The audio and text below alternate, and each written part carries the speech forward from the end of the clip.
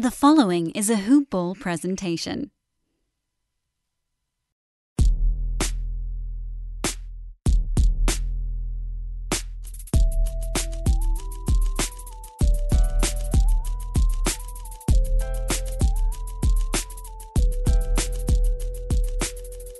Greetings from HoopBall Lakers and happy Thanksgiving to you and yours on this very special week. I am your host, JC DeLeon, for the Monday week ahead edition of the podcast. And if you can come up with a better name for that, by all means, hit us up on Twitter at HoopBall Lakers or me at JC DeLeon1. I would love to come up with a better name for this regular Monday look ahead show that I think will end up being pretty important throughout the season. It's nice to have a look ahead at the week ahead. This podcast, like all our shows, is brought to you by our title sponsor, Hawaiian Isles Kona Coffee Company. Check out their website at hawaiianisles.com or on Amazon by searching for Hawaiian Isles Kona Coffee, or on Twitter at HIKONA Coffee. HIKONA Coffee. Hawaiian Isles Kona Coffee. It's really great coffee. This week, we're going to update the road trip that the Lake Show is on. And then tonight, they're taking their talents to San Antonio, which sadly, I thought about going. For those that don't know, I live in Austin, Texas. I don't think I'm going to be able to go to this one tonight, although I still have about an hour and a half as of this recording to decide. However, I am going to be at the New Orleans game on Wednesday in New Orleans, and I cannot wait because New Orleans is a fantastic city. I really enjoy being there whenever I get a chance to, and looking forward to that. In addition to the rest of the schedule this week, we're going to see where this team is at injury-wise, and we're going to dive into some analytics with maybe a new segment that I'm tossing around in my head. It's hard to bounce ideas for this Monday show off of anyone else because I'm the only one that does it, but we'll see. And then, of course, we'll take a look at where the rest of the league is standing. So, as far as the weekly recap of the road trip, it's gone about as well as should be. 2 games versus Oklahoma City back-to-back in a weird way that happens. The Lakers won on Tuesday, 112-107 in Los Angeles, and then on Friday traveled to Oklahoma City and ended up being kind of a shootout. They won 130-127. Very next night, second night of a back-to-back, traveling to Memphis, the Lakers won 109-108. These 2 games are very interesting. I mentioned on Twitter that it's good that in this road trip, especially on a back-to-back, because in the playoffs you won't face a back-to-back, but the Lakers have proven in this road trip that they can hang with you in a shootout, as great as a defensive team as they are. If they are having a lax night on defense and they're giving up a lot of points, they can definitely hang and outshoot the lights with them, with their opponent. And then against Memphis, they proved that they can grind it out in a slow defensive intensity game. The Lakers were pretty much behind, I think, most of the time, if not. Yeah, I think they were behind most of the time. Especially the fact that different dominating performance from, Anthony Davis and LeBron switching off. The interesting thing about that Memphis game, the Lakers, all you hear all season long is about how LeBron is leading the league in assists, and how much of a fast-tempo team this offense is. On Saturday, in that 109-108 win, the leading assist man for the Lakers was Rondo with 6. So, yeah, that definitely shows you that it was a defensive intensity game. You get memories of the whole fit-in, fit-out stuff with Kevin Love. It's just been business as usual with this Laker team from the very beginning. There hasn't been a lot of drama on the other. There hasn't been a lot of drama anyway. Dwight Howard has just been efficient, lunch pail guy. Anyway, back to the no news is good news thing. While looking it up, I laughed to myself because the origin of no news, good news, according to writingexplained.com, this expression may have originated with King James the First of England, who said no news is better than evil news in the year 1616. So I thought that was an interesting nugget. More interesting than the fact that there isn't really any news to come out of this Laker team other than business as usual. Tip-off comes. They play great basketball. They come away with another win. It's almost boring Spurs-like. There's not a lot of drama with Frank Vogel. There's not a lot of drama with the whole Jason Kidd thing. Whether or not trades are going to happen, that'll happen as we get closer and closer to February. Like it's odd. This season has a ton of storylines that are way more interesting than any drama outside of the basketball court for the Lakers. The Lakers are obviously one of the better stories, on the court. Off the court, there's just not a whole lot of drama, and that's great. But as a LeBron fan, I'm not fully used to that. I am used to the drama. I get the drama. I understand that him having the kind of gravity that he has, both literally on the basketball court with opponents and just gravity, news-wide, story-wide. The fact that there isn't any news, really, I think is a great thing. And it doesn't make this team any boring. I was just joking when I said that, but it's just great. It's I wish there was news to report, but the fact that there isn't, that can only serve to be a good thing. As far as any potential news could be coming from the injury situation, which we will update every Monday. The Lakers still miss Avery Bradley, of course. He'll be out for another week, possibly 2 weeks. I believe it's been a week since he was diagnosed with a broken fibula that he'll be out 1 to 2 weeks. So, in theory, he should be back very soon, if not one more week. And they definitely miss him. Kentavious Caldwell-Pope has been playing really well in his absence, and he's come on offensively, which is really good. I think he's provided more of an offensive boost than Avery Bradley could, as weird as it might say, because considering how KCP started the season. But like I mentioned, he's an NBA player, and he seems to function best when he's operating purely on instinct. And this is kind of reflected in some of the advanced statistics. He's shooting 50% on corner threes. Every three that he's made this season has been assisted on. And Kentavious Caldwell-Pope for the season has made a total of 18 threes in 16 games. So yeah, he's providing a boost. I think he's there to provide shooting when he's open.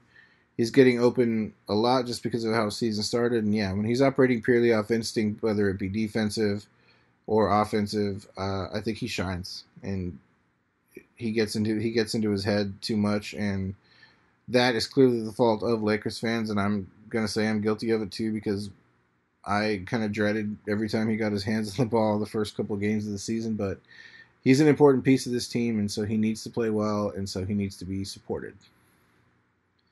The other injury news, I think, it's still kind of worrisome whether Anthony Davis's shoulder is a worrisome thing. There are moments in a game where he'll block a shot and then he'll grab his shoulder, and you might start to think, oh no, is something happening with his shoulder? But he always seems to bounce back. This happened in Memphis. He blocked a shot, grabbed his right shoulder. I read on Twitter some people were concerned, but then within a few minutes, it seemed like he was fine and didn't seem like anything was wrong. And the last couple of minutes of that game in particular, AD and LeBron played really well in the clutch. And so, yeah, his injury, his shoulder is a concern. But at this point, it's just a concern. And everything seems to be okay on that front. So yeah, luckily injury-wise, there's not a whole lot of news there either, which is a great thing. One thing I did want to talk about this week is, and it's something I may make a regular segment on this show, I think some things that we'll add to this Monday show as we get closer to February is we'll take a look at the trade market and who's out there and things like that. But I think it's a little too early for that. Plus, like I said, this team is rolling to kind of talk about who might be available via trade or who the Lakers should trade or things like that when this train is operating as well as it is. I think is kind of an insult to this team. And so, yeah, we're not going to talk about trades or anything like that yet. But so we have mentioned how great of a defensive team this Lakers squad is. And so because there are so many numbers available to the general public via Basketball Reference, which has a ton of great information, I think this week we're going to focus on offensive and defensive rating. For those that don't know, the offensive rating is an estimate of points produced or scored per 100 possessions. And defensive rating is an estimate of points allowed per 100 possessions. So, almost a game. Some games probably most games probably have less than 100 possessions. Some games maybe have close to that. I think your overtime games definitely hit that mark and things like that. But some really interesting offensive and defensive ratings, and I don't know how new of a metric it is, but it is a really telling metric. And I touched on it a couple of weeks ago, very early into the season, when Ethan and I talked about Dwight Howard. And I mentioned that Dwight Howard had a really similar offensive and defensive rating to Anthony Davis. Now, of course, that's not to say that Dwight Howard should play as many possessions as Anthony Davis. Certainly not saying that, but at the time, I believe the offensive defensive rating for the both of them was around 119 to 102 offense defense, which is really good. You want a positive number in those differing numbers because basically that means you're scoring more than you're giving up. But lately, now that we've got 16 games under our belt, aside from Jared Dudley obviously plays minimal minutes, but maybe it does mean something. To look at the best offensive rating on the entire team, it's Jared Dudley with 134, which is kind of crazy, and his defensive rating is 106, and so he obviously has the best plus-minus offensive and defensive rating for the entire team at plus 28.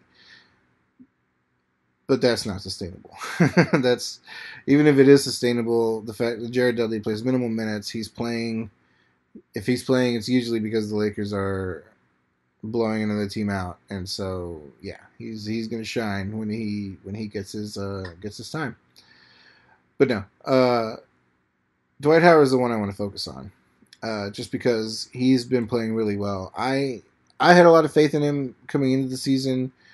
I wouldn't say I had complete faith in him. I definitely had my concerns, and I remember exactly how he left his Laker tenure the first time. He was ejected from a playoff game after a really dangerous foul, and at the time I said, man, this guy should never be a Laker ever again, just because of the way he ended that tenure, and then had really tumultuous tenures everywhere since. But he seems to really be taking to heart what he said, in that he admires Draymond Green and likes to do all the little stuff. His offensive and defensive rating is 129 to 108. And it just now occurred to me I'm really bad at math. That is the biggest plus minus offensive and defensive rating for the entire team, and that's great. That's great. That's plus 31. For comparison's sake, Anthony Davis is 116 to 97, which is also fantastic. Anthony Davis is blocking 2 shots a game, 2 shots per 100 possessions. Dwight Howard's complete. Let's look at his complete per 100 possessions. So 13 points a game, 13 points per 100 possession, 2.9 steals. Sorry. 0.9 steals, 16.8 points a game, and 3.7 blocks. He is blocking a ton of shots out there.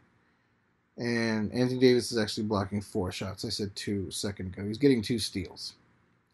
So, yeah, offensive and defensive rating. Dwight Howard continues to be a really essential piece to this team. I still like the fact that they start with JaVale McGee. I like the energy that he brings to the start of a game. Foul trouble, I think, is going to plague him all season, but he also has a really great plus minus in his offensive and defensive rating. He's plus 120. He's 121 offensive rating with a 97 defensive rating, which is plus 24. So that's a really great. The fact that the two big men combined are doing pretty much what I had wanted them to do. I said if they can combine into, granted they don't play at the same time, but if singularly they can bring, 20 and 15 and 3 to 5 blocks a game, like that's rim protection. That's rim protection. That's a ton of rebounds. I hope it gets to a point where as great as triple doubles are and as many as LeBron has gotten. I like the fact that he's embracing being the point guard of this team and assisting a lot, and so I don't need LeBron to rebound as much as he has been. But that also speaks to his defensive intensity, which is also a great plus 14, 116 to 102. Some other good offensive and defensive ratings. Danny Green made the all defensive team last year. He's plus 10 at 112 to 102. He's getting a lot of the tougher defensive assignments, especially when they're playing against guards. KCP plus 3, 109 to 106. Alex Caruso, our boy, he does have a negative offensive and defensive rating. Offensive rating of 93, but he's not getting a ton of opportunity to shoot when he's out there. He's out there mostly for defensive purposes. And at 102, you want to be as far under 100 as possible. But being slightly over 100 is not terrible.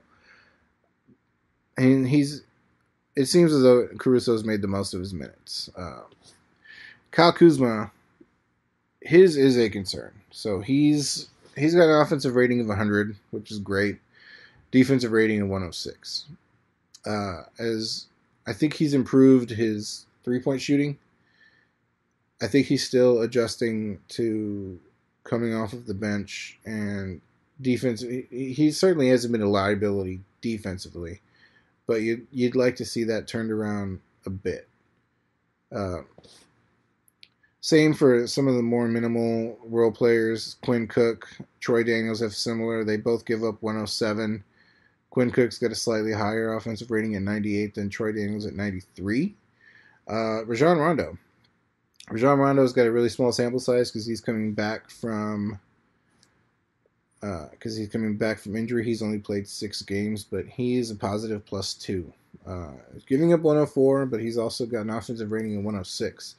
The interesting thing about Rondo is Rondo has a reputation of being a terrible shooter, and he has been left alone a lot, and he's been willing, and he hasn't always been willing in his career to take a 3-point shot, but he has been this year. He's hesitating much less, and currently right now, small sample size, shooting at a clip of 35%, which is slightly above average, and yeah.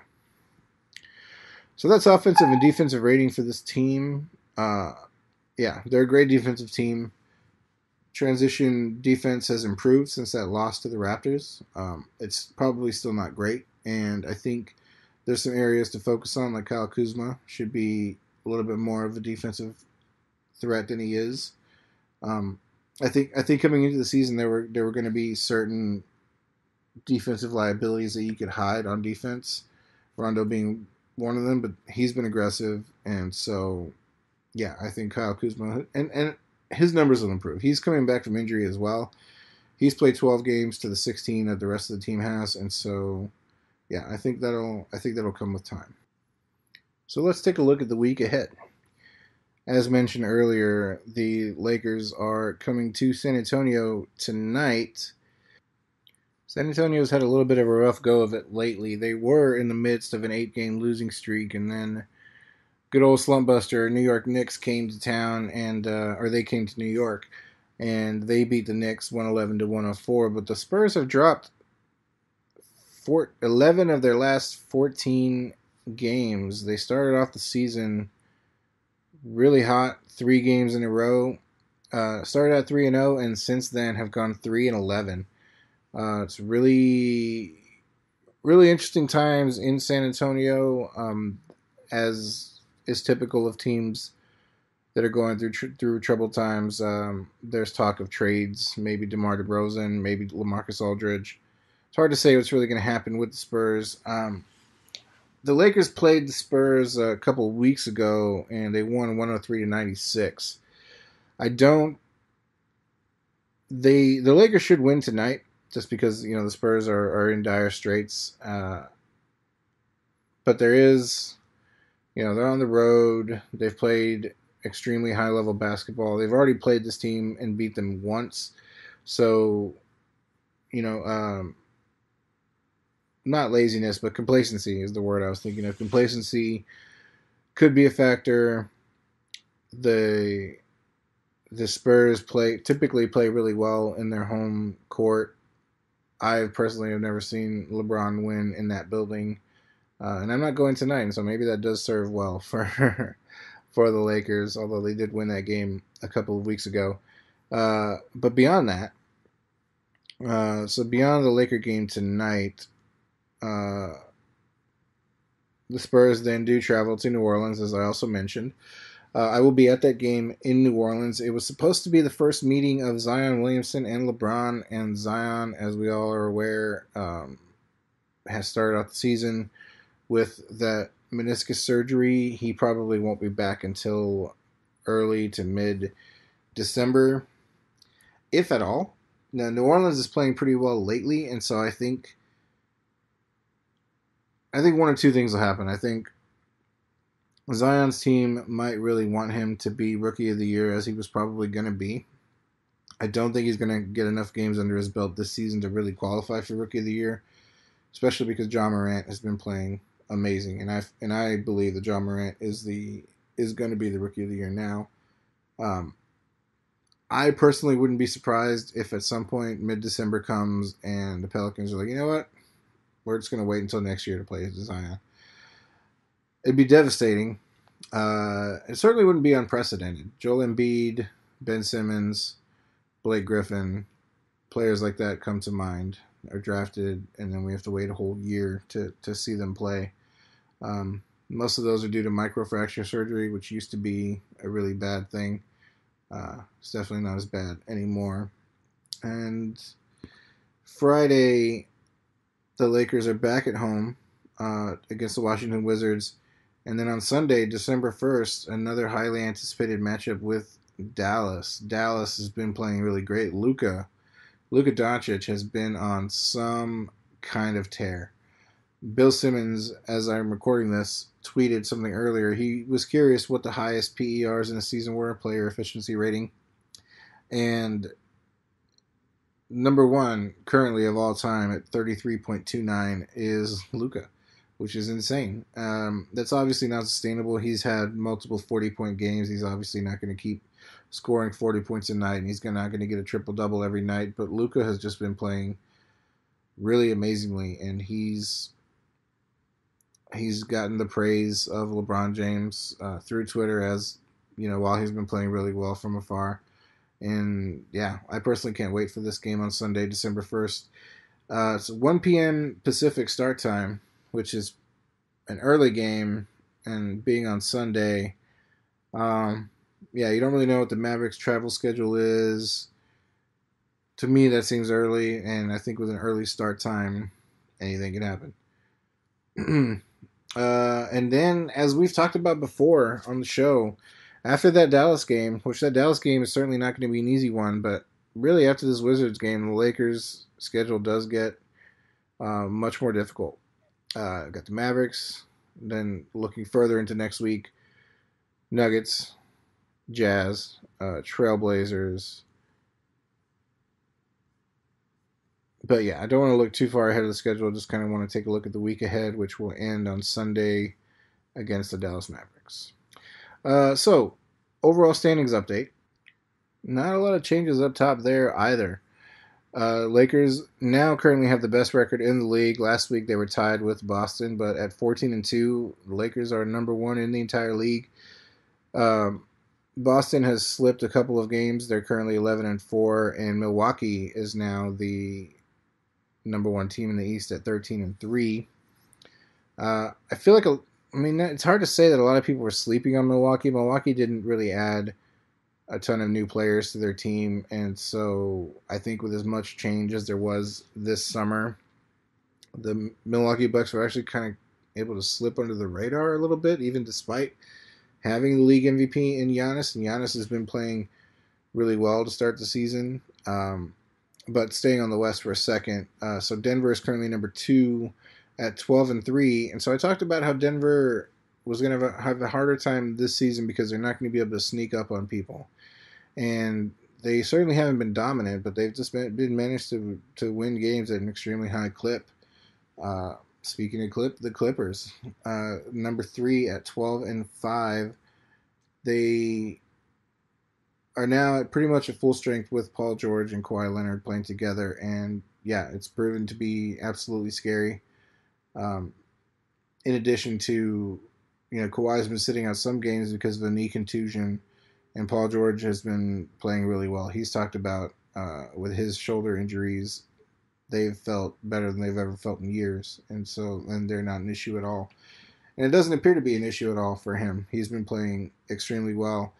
I don't know if I mentioned last week, they had a game in which they won 150-101 without Kawhi Leonard. And so, yeah, the Clippers are definitely for real. Utah at 11-5, tied with Dallas also at 11-5. So Utah might be underachieving a little bit at 11-5, and Dallas is overachieving a little bit at 11-5. The duo of Luka and Kristaps has proven to be a really formidable one. Houston with 11 wins but 6 losses at number 6 currently.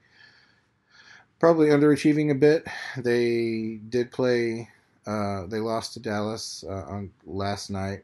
Another great game from Luka, and so Houston gives up a lot of points. If you're a gambler, you definitely want to hammer the over anytime.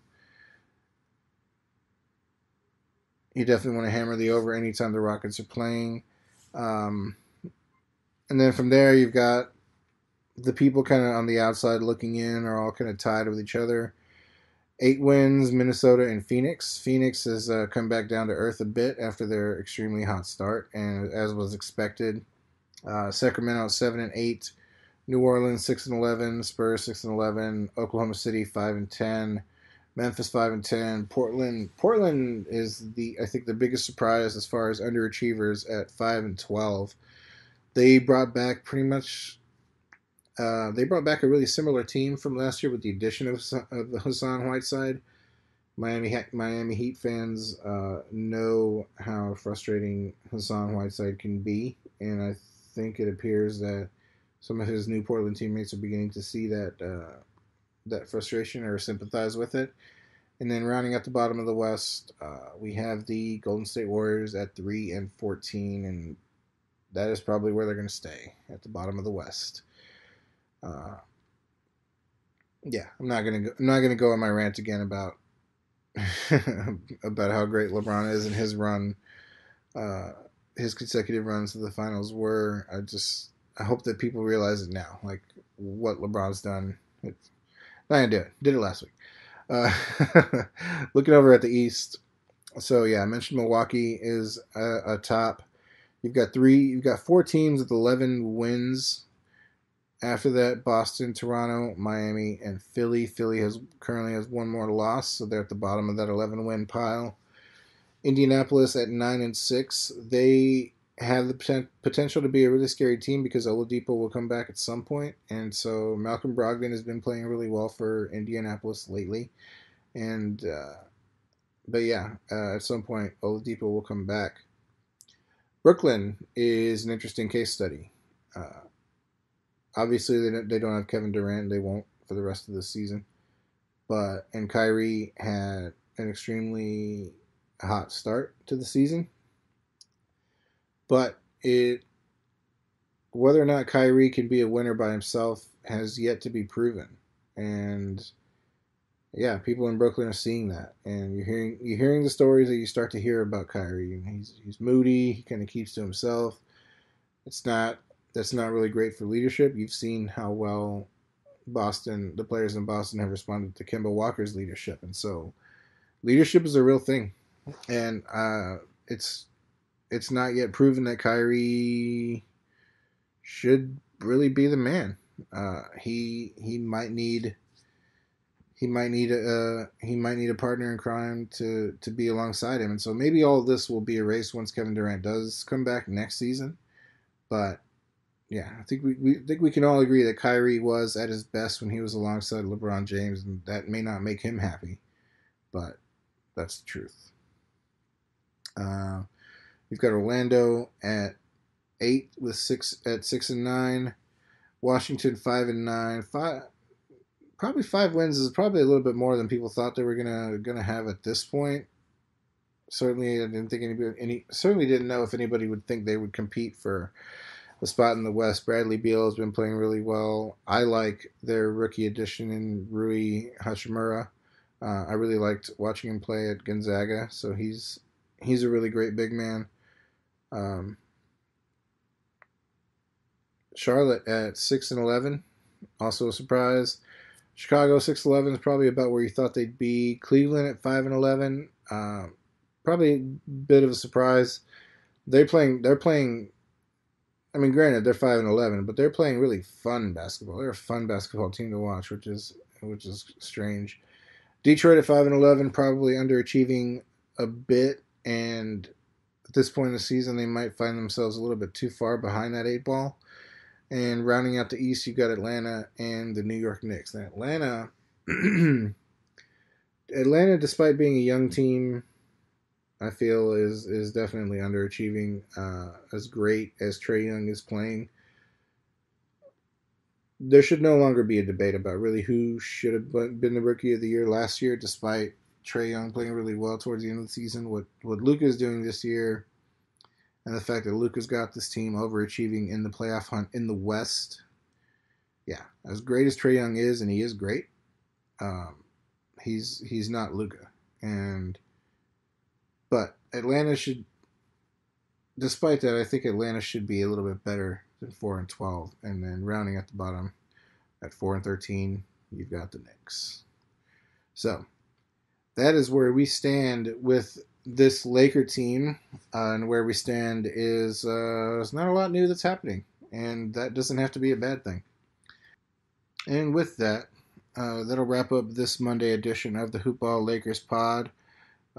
As mentioned earlier, it is Thanksgiving week, and so we here at HoopBall Lakers hope that you have a great Thanksgiving with your family if you do that sort of thing, or if you go to the movies and hang out alone, or if you go to a Friendsgiving because your family is a little bit too crazy. We understand that too. Whatever you decide to do this week, it's a special holiday week, and you should certainly treat yourself to whatever makes you happy. And so until next time at HoopBall Lakers, I'm your host, JC DeLeon, and we're out. This has been a HoopBall presentation.